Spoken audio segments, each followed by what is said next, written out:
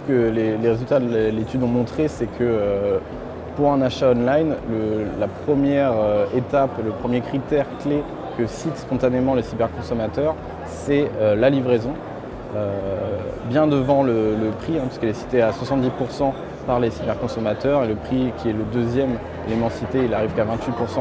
de citation. Et au travers de la livraison, qu'est-ce que c'est en détail principalement le délai de livraison, avec un engagement respecté sur les créneaux proposés, des délais corrects, pas forcément des délais trop courts, les frais de livraison qui vient en deuxième, et en troisième quand même qui perce un peu, c'est les options et les modes de livraison proposés par le site du commerce.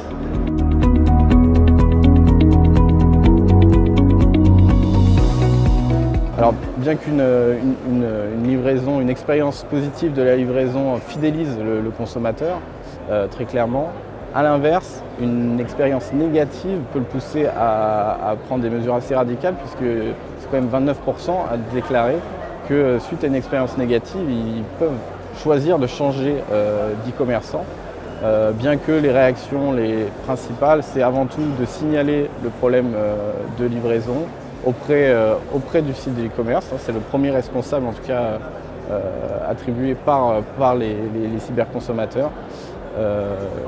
Et le transporteur aussi arrive, mais en deuxième plutôt sur ces problématiques-là. Un autre comportement type, ça va être faire un peu du buzz sur les réseaux sociaux, signaler son problème et le transmettre en fait aux autres cyberconsommateurs.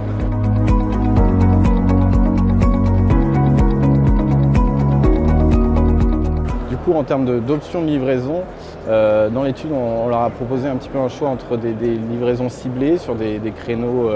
de 2 heures ou des livraisons plus express. Et on voit que, par exemple, 1 heure après la commande, etc. Et ce qui est largement préféré par les cyberconsommateurs, c'est de la livraison ciblée, qui sont 84% à préférer notamment une livraison sur rendez-vous qu'une livraison l'heure qui suit la commande.